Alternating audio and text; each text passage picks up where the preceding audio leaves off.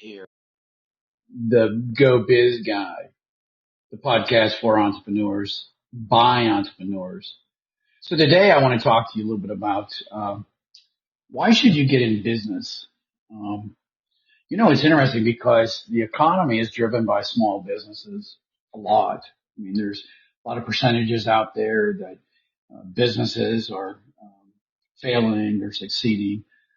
Just got off the phone with my daughter, and she's down in Myrtle Beach, and talking about the cost of eating out on a vacation. Grandson's going to be playing in a tournament down there, AAU. And so it's interesting how, she said, well, because of COVID. And I said, well, COVID is it's over. Businesses have replenished the reserves. Inflation has hit. Politics has played into a big role of inflation. But why should you get into business? Why is it important that people pick getting into business? Because I'm a huge, I'm a huge free enterprise guy. All right. And I believe that,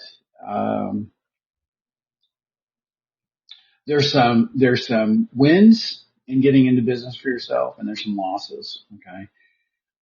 There's some really compelling reasons to get into business for yourself. One is independence and autonomy.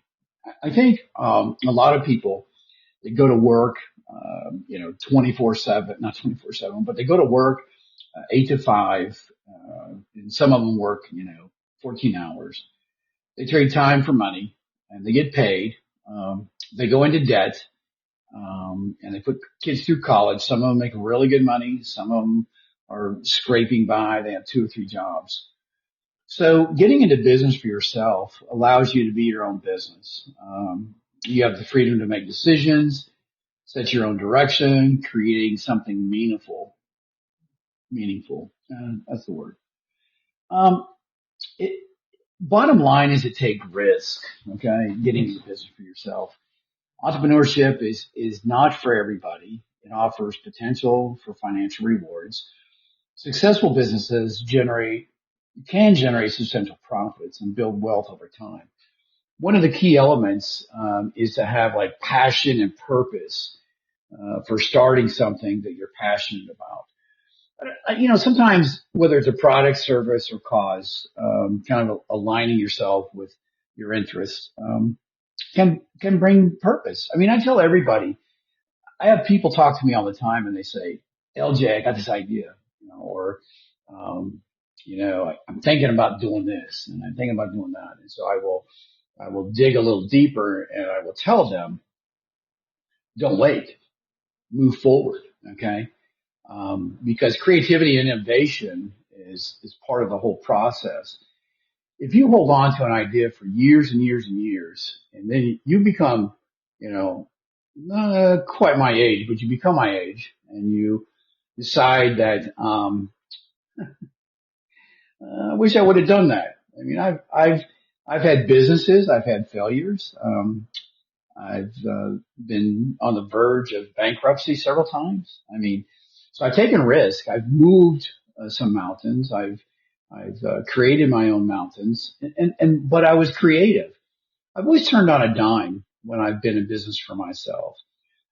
When there's been a lot of things happen through prayer and supplication, I ask God's help, and I want to do the right things, And I think when you get back to being in business for yourself, I think you have to have a set of core values.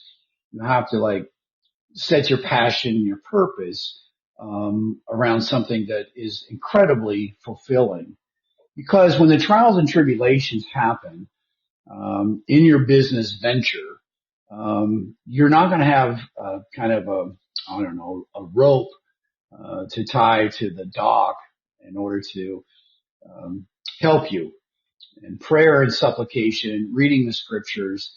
I'm not going to go into tithing because I don't really believe in tithing. I believe there's different levels of tithing, but I think that your purpose and creativity will help you define that.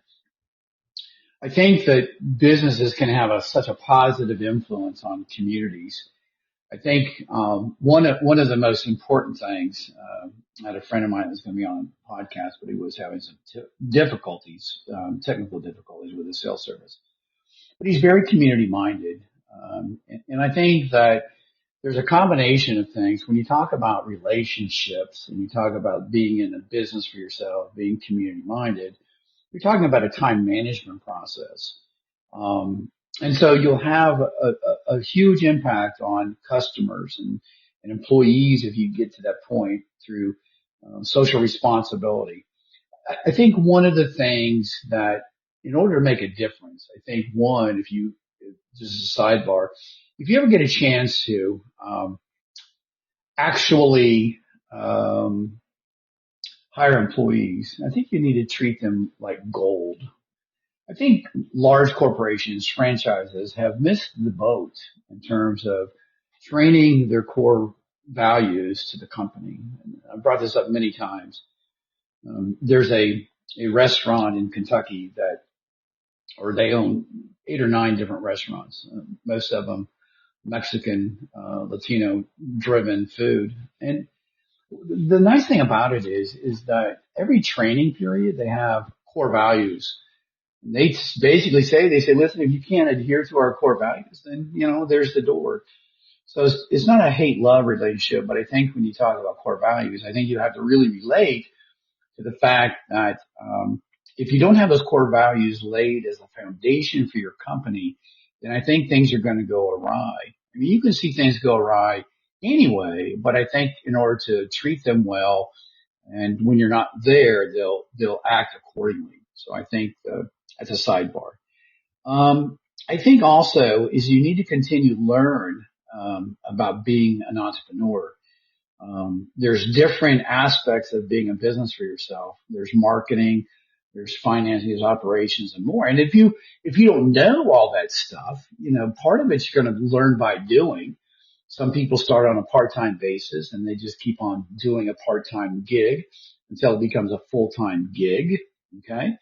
But you need to continue your learning journey, about, um, your personal growth and your professional growth. I think the scriptures is a great way. Psalms is a great way to kind of dive into some personal growth, and Proverbs giving some wisdom and everything. Um, I think a lot of times too, I think people, one of the main motivations, and I have a friend of mine that has a cleaning, company, and he wants to leave a legacy. Okay. He wants to leave a lasting legacy. He wants to build a successful business that can be created, something that if he passes away, well, he will, and he outlives, or he doesn't donate, but he's going to, give that on to his kids and everything. So just remember this, entrepreneurship is not for everybody. It requires dedication, resilience, and ability. I can't even talk today. Too much coffee. But there's a lot of things that go into your own destination. Um, you have to take a look at, so many things. You have to research your competitors and your market and everything. But if you can't make a commitment to be in business for yourself, then don't do it. Okay. Continue in your job. If you think your job is, let's say that you're a pipe fitter. Okay. And you're working for somebody else and they're paying you really well money. Um, then, I mean, if you don't want to, if you say to yourself, well, I don't want the headaches of a business, or I don't want to, there's a lot of tax advantages to owning your own business. There's a lot of headaches, as I mentioned, but in getting into your space of doing a business and everything, you have to really um, be committed to that whole process, because times will be difficult. There will not be a steady cash flow, and sometimes you have to dip into savings, et cetera, et cetera. But so starting your business, one of the things that you've got to do in order to start your business, you gotta know your competitors. You gotta know your market. You gotta understand the industry, the target audience. You've got to analyze market trends, take a look at some potential gaps, and then around that, some of the business that I've talked to, I said, do you know what a break even chart is? Okay. And he said, no, I don't know what a break even chart is. And I said, the break even chart is taking a look at expenses and income. And at a certain point on the unit side, then all of a sudden you're going to see a break even point where your profits are going to go up. And you'll see an X in the graph, okay? Dollars on one side, units on the bottom, or you could reverse that, okay? Just so that you identify the cost of those units and the cost of that, and the potential income and everything. So you understand what's going to happen in terms of your goals, the strategy, the financial projection. So a well-structured guide is going to help your business decisions. One of the things that you've got to consider too is a business structure. Sole proprietorship is not for everybody. LLCs are good. In the day, S corporations were the best. Okay, but you need to define because each one of those categories has different tax implications, and they have liability protections. So, for instance, I have an LLC, and the liability aspect is that if somebody decides to sue me or whatever, then the LLC is going to be responsible and not so much myself. Register your business and attain a license and permits, whatever those are, compliance with the local, state, federal regulations. Got to have that done. Put your finances in order. Try to separate your personal finances from your business LLC. Set up a business account. You'll have to get a federal ID number from the feds. You just need a budget, startup costs, ongoing expenses, and emergency funds. So if you're selling, let's say you're selling pencils, and you have to sell, let's say 100 pencils in order to make a profit. And say your profit is at 50%. Okay, so and you're selling them for $5. Then you're going to have to sell, $500 in order to make a profit of 50%. So it's interesting to set up a business account, track your finances, take a look at your startup costs, etc. Here's the other thing that is really critical when you're starting a new business is you gotta explore your funding options like personal savings, loans, and investors. You may know somebody that you can reach out to and say, hey, listen, I'm thinking about starting a business. How would you like to help me with some capital? But you're going to have to sometimes take a look at that.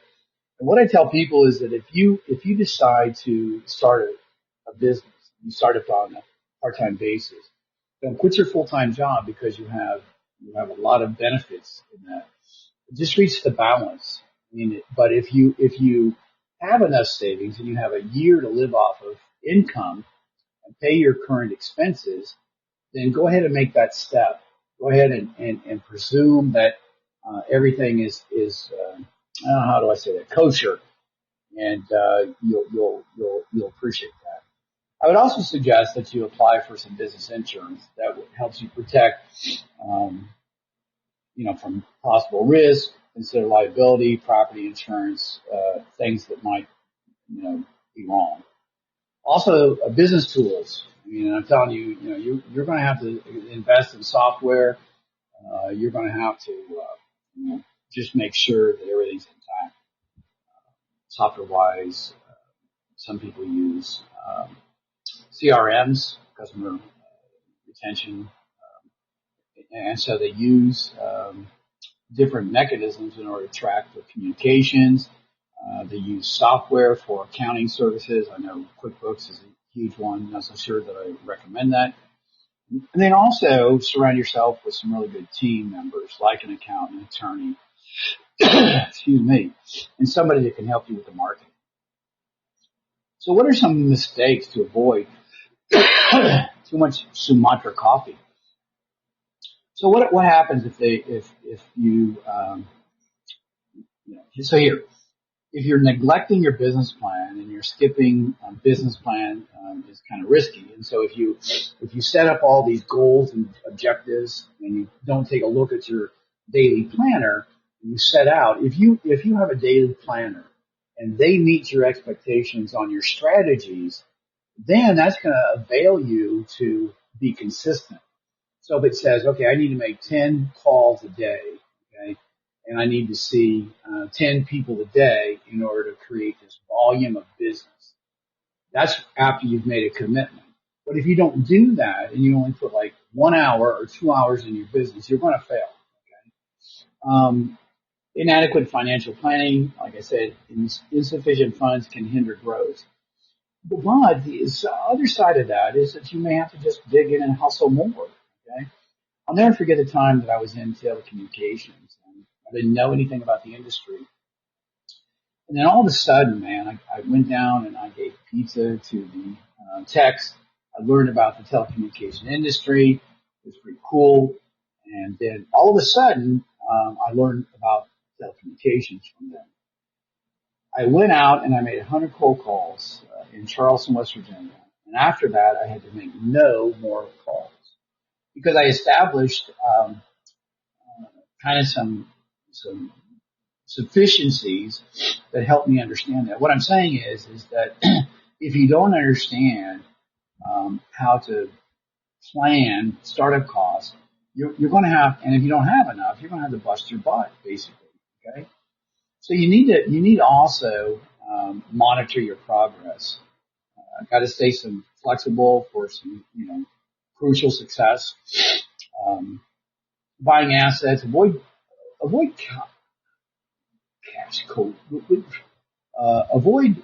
cash flow purchases.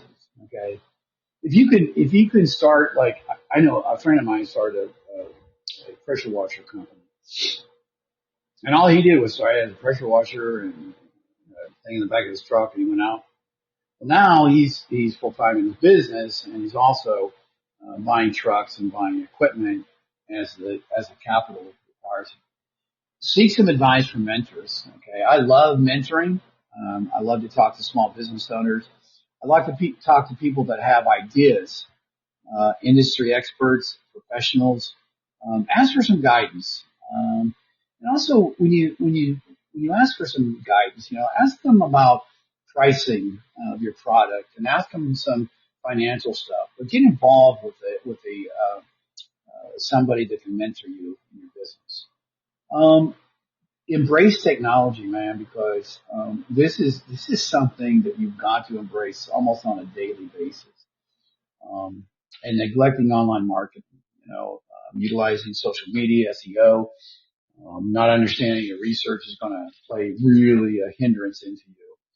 So anyway, remember, consistency is the step in the right direction.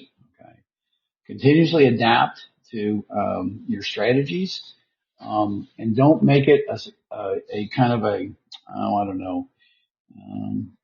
Don't make it a room for error. One of the most important things for entrepreneurs is that they think if I all the doors shut, then I need to like move on to the next project. No, go beyond that and get into a really nice virtual setup so that you're consistent. Even on a part-time basis, be consistent. Burn the night oil. Do things, keep God, family, and your business all intact. And those are important things. So with that, have a good one and take care.